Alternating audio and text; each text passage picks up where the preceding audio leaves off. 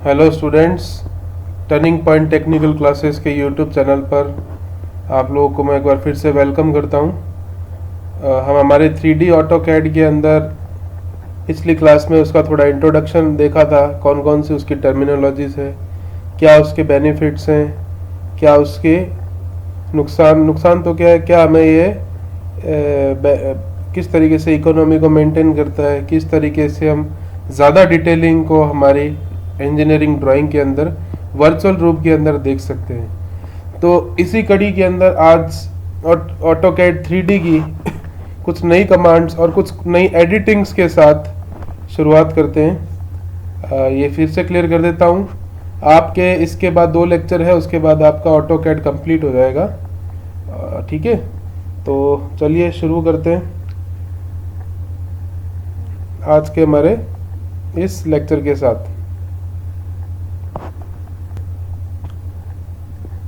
देखिए, मैंने बताया था ऑटोकैड के जो 3D वर्जन है वो कई सारे ऑब्जेक्ट्स का एक कॉम्बिनेशन है, या आप यूँ कह सकते हैं कई सारे ज्योमेट्रिकल फिगर्स को मैथमेटिकली रीअरेंज करके या उन्हें आपस में जोड़ के हम एक 3D ऑब्जेक्ट या ड्राइंग को क्रिएट करते हैं। ठीक है, तो उसी कड़ी में जो सबसे इम्पोर्टेंट आपकी कमांड आती है वो है आपकी यूनियन कमांड। यूनियन कमांड क्या करता है, 3D कैड में किन्हीं 2 ऑब्जेक्ट्स को आपस में जोड़कर एक सिंपल ऑब्जेक्ट बना देता है। ठीक है, इससे रिलेटेड क्वेश्चन क्या पूछ सकते हैं कि किन्हीं 2 ऑब्जेक्ट्स को जोड़ने के लिए किस कमांड का इस्तेमाल किया जाता है 3D में, तो आंसर है यूनियन। यूनियन एक कमांड है, ठीक है ना, ध्यान रखना है।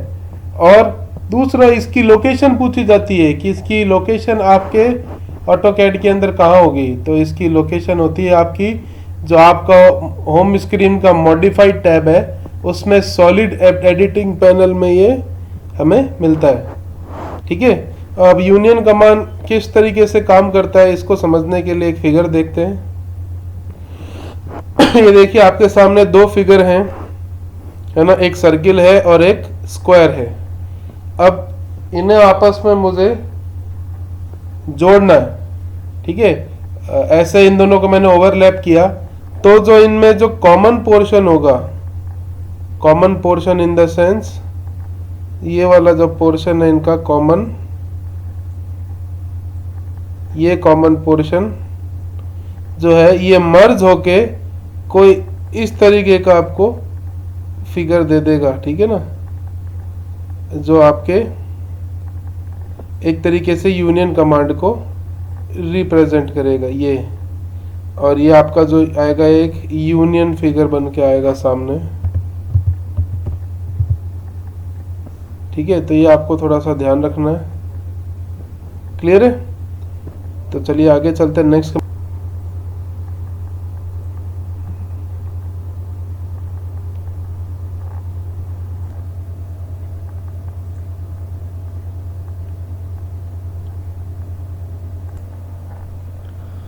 नेक्स्ट कमांड है आपकी इंटरसेक्ट कमांड।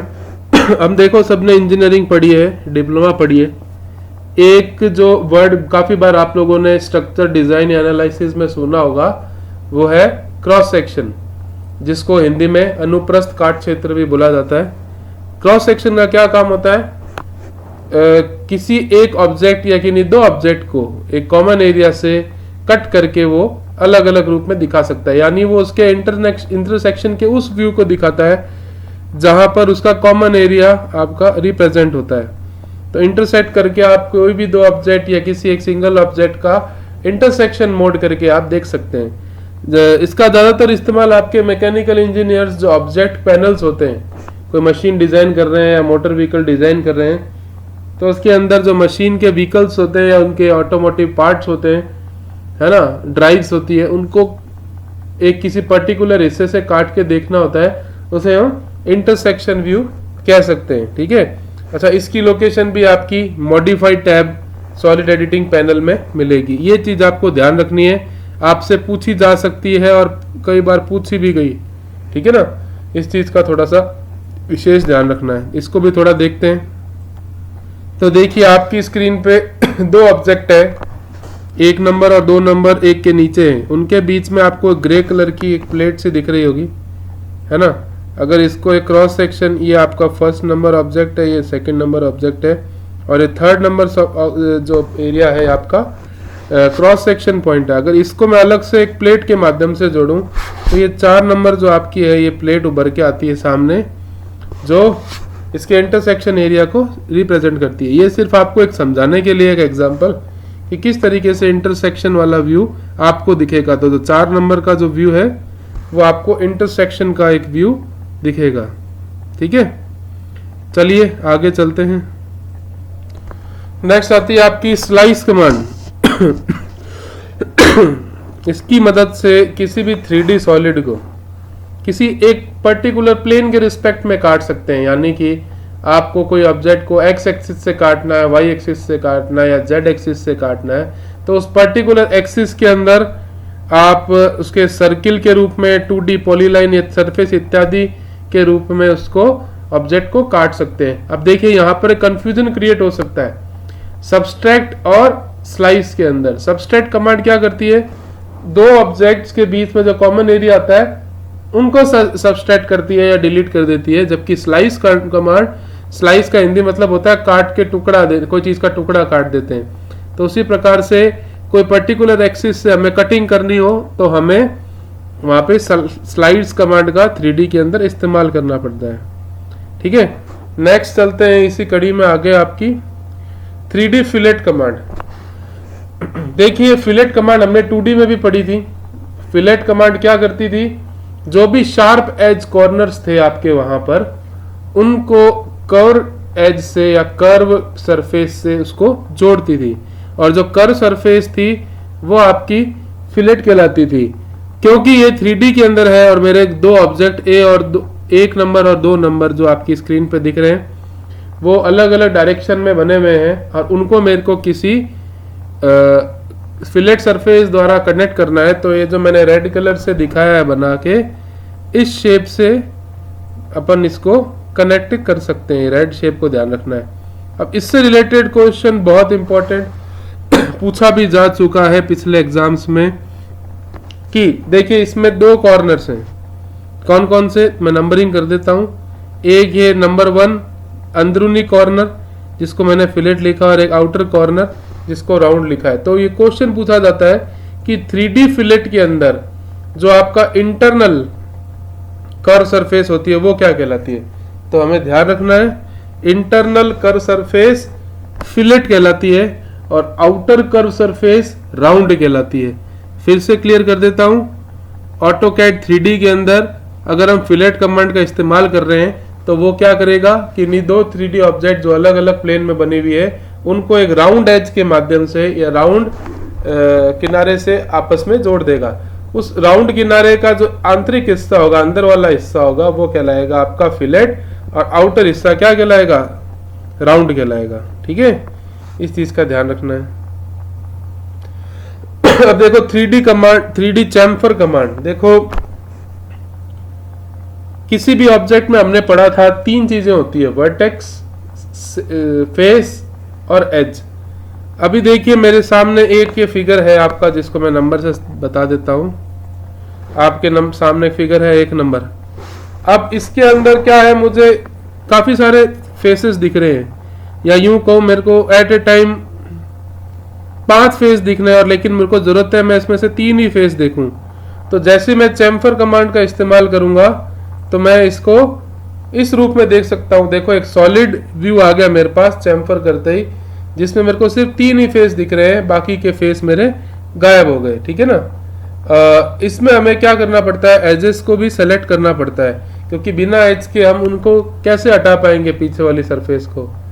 सेकंड एक खासियत क्या है कि इसमें हम एज को काट के या चैम्फर भी कर सकते हैं। अब इस फिगर को थोड़ा समझना पड़ेगा।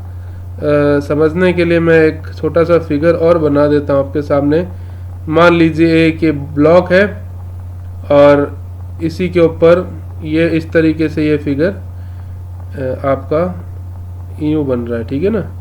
और अगर मैं इस लाइन से इसको जोड़ूं तो ये आपस में कुछ यूं इस तरीके से जुड़ा हुआ है। तो ये जो चैम्फर्ड पोर्शन है ये ऊपर से देखिए सीधा जाने की बजाय तिरछा हो गया, चैम्फर हो गया। और जो हम 2D के अंदर चैम्फर पढ़ते थे उसके अंदर भी कुछ इसी प्रकार का इस्तेमाल करते थे। तो ये कुछ बेसिक कमांड्स है ऑटोकैड 3D की, जिनका इस्तेमाल करके आप अपने ऑब्जेक्ट या ड्राइंग के अंदर, यहाँ पे ड्राइंग नहीं कहेंगे, ऑब्जेक्ट मॉडल के ऊपर काफ़ी सारे चेंजेस कर सकते हैं। अब चेंजेस से रिलेटेड एक एडिटिंग पोर्शन हमारे कोर्स में है, इससे काफ़ी क्वेश्चन बन सकते हैं, ठीक है ना।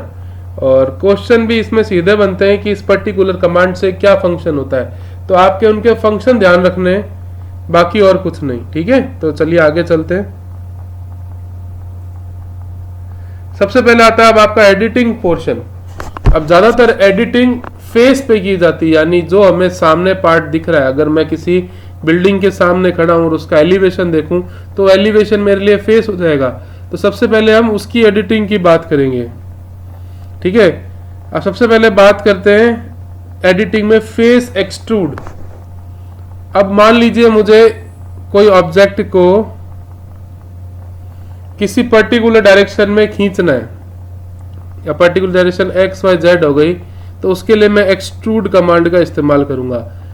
उदाहरण के लिए समझ लीजिए मैंने एक क्यूब बनाया। अब क्यूब को मेरे को एक्स एक्सिस से बड़ा करना है, और जैसे मैं एक्स एक्सिस से बड़ा करूंगा वो रेक्टेंगल में कन्वर्ट हो जाएगा, लेकिन उसकी बड़ी हुई एक्सिस कौन सी होगी, एक्स एक्सिस होगी। तो वो आपका एक्सट्रूड कमांड की मदद से किया जा सकता है। नेक्स्ट आता है आपका फेस मूव एडिटिंग। अब इसकी मदद से हम कोई भी 3D ऑब्जेक्ट को या उसके सेलेक्टेड फेस को एक निर्धारित हाइट या डिस्टेंस पर एक जगह से दूसरी जगह पे शिफ्ट कर सकते हैं या मूव कर सकते हैं। देखो ऐसा कैसा होता है कि कई बार हमें कई सारे ऑब्जेक्ट्स एक साथ इस्तेमाल करने पड़ते हैं 3D के अंदर, तो उन ऑब्जेक्ट्स को बार बार बनाना पॉसिबल नहीं होता, क्योंकि वो काफ़ी लेबोरियस वर्क है और टाइम कंज्यूमिंग है। तो हम एक ही सब कॉपी करके उसको अलग अलग जगह मूव करके इस्तेमाल कर सकते हैं। उदाहरण के लिए मेरे को एक घर बनाना है, तो घर के लिए मैंने एक दीवार डिजाइन कर ली। अब मुझे बाकी की 3 दीवारें बनानी है, तो उन तीनों दीवारों की डिजाइन में क्यों बनाऊं, फ्रंट फेस है उसको मैंने कॉपी किया, अलग अलग डायरेक्शन के अंदर उसको कॉपी करके मैंने उसको मूव कर दिया, ठीक है ना। तो मेरा एक कमरे जैसा डिजाइन आपका 3D के अंदर आ जाएगा। नेक्स्ट आता है फेस रोटेट। देखिए रोटेट कमांड आपके 2D में भी होती थी। रोटेट कमांड से हम क्या कर सकते हैं, किन्हीं भी 3D ऑब्जेक्ट को एक्स वाई जेड एक्सिस के रिस्पेक्ट में सेलेक्टेड बेस पॉइंट के रिस्पेक्ट में रोटेट कर सकते हैं, ठीक है ना। इस चीज का ध्यान रखना, ये रोटेशन के लिए आपका इस्तेमाल होता है। Face offset.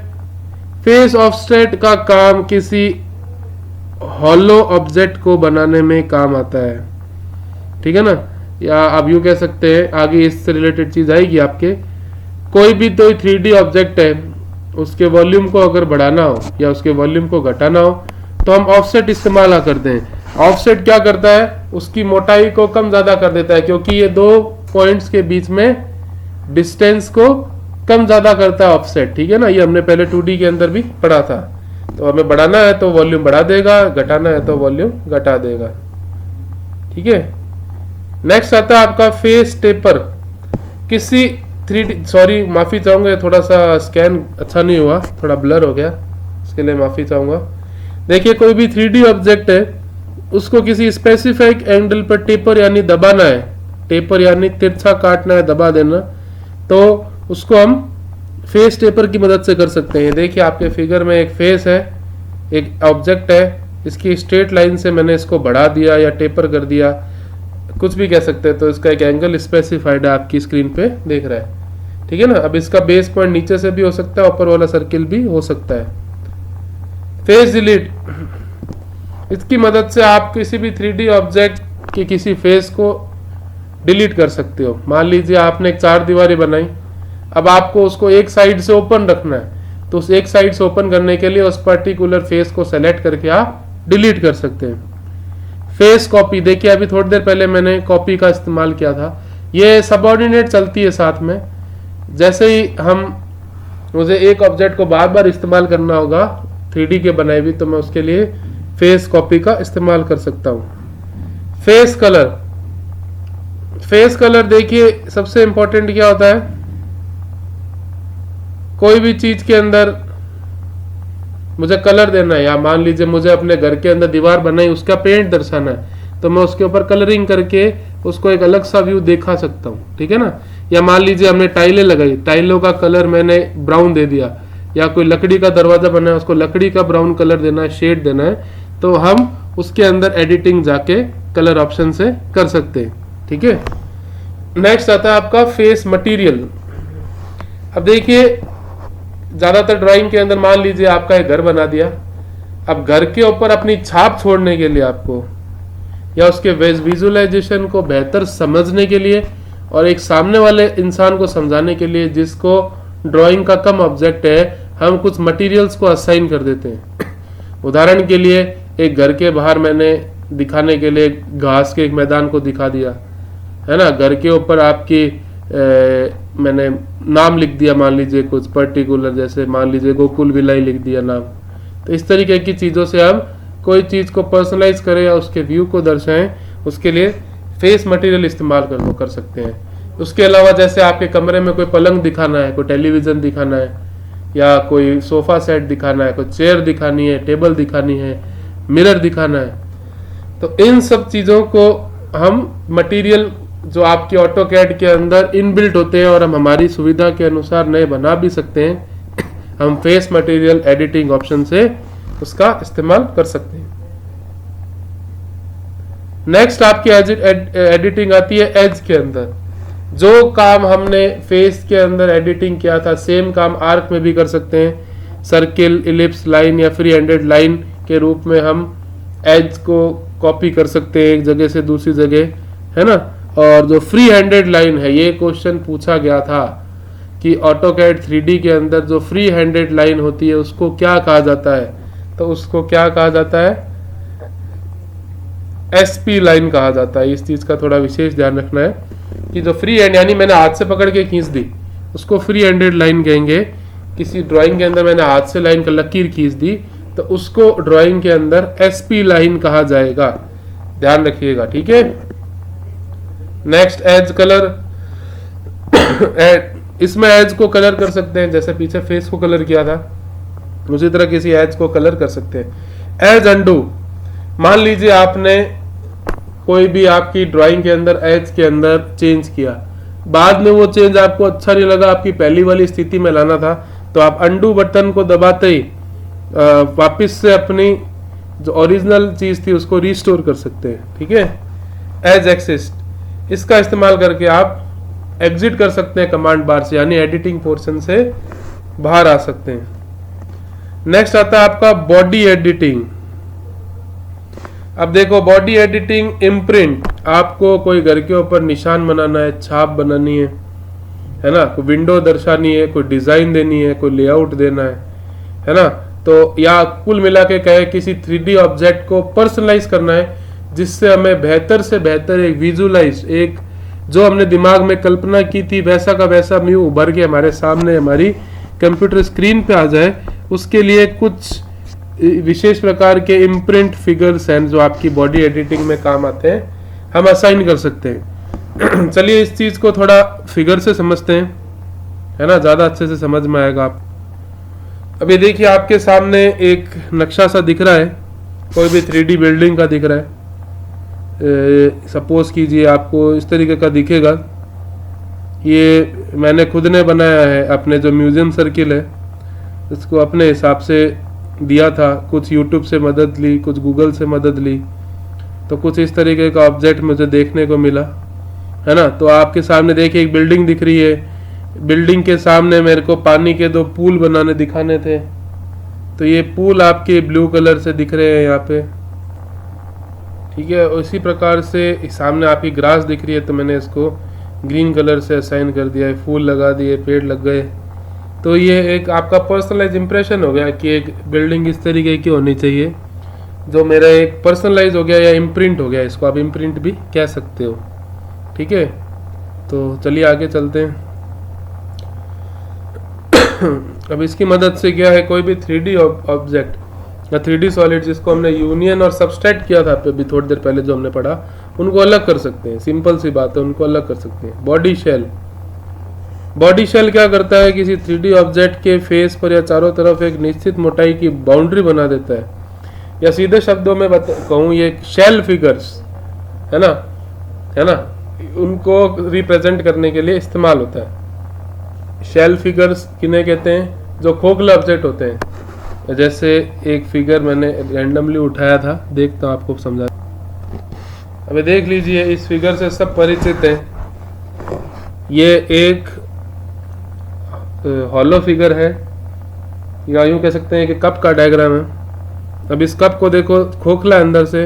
अब इसकी एक निश्चित मोटाई है, ये वाली, है ना। इसकी मोटाई को अगर मैं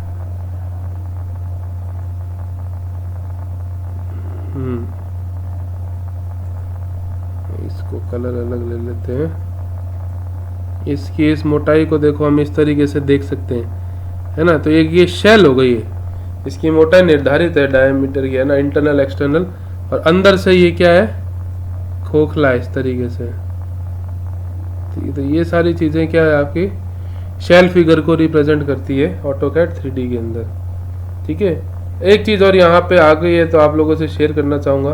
3D के अंदर देखिए, आपका इस हिस्से को क्या कहते थे, है ना, ये आपका होता था UCS। 2D के अंदर सिर्फ X और Y होता था। अब 3D में देख लीजिए, X Y Z तीनों हो गया, यूनिफाइड कोऑर्डिनेट सिस्टम, है ना। तो यहाँ पे ये इस तरीके का सिंबल आता है। तो ये सिंबल के रूप में भी आपसे क्वेश्चन पूछा जा सकता है कई बार, है ना। तो इस चीज का थोड़ा सा हमें ध्यान रखना है। क्लियर है? तो एक मैंने आपको खोखले फिगर या शेल फिगर के माध्यम से शेल के बारे में समझा दिया। जैसा हम सोम में पढ़ते हैं ना, थिन सिलेंड्रिकल शेल, तो शेल एक खोखला आइटम होता है।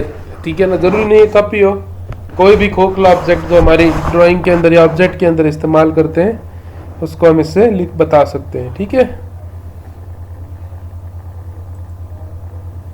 चलिए आगे देख। तो लास्ट आज की कमांड हमारी बॉडी क्लीन।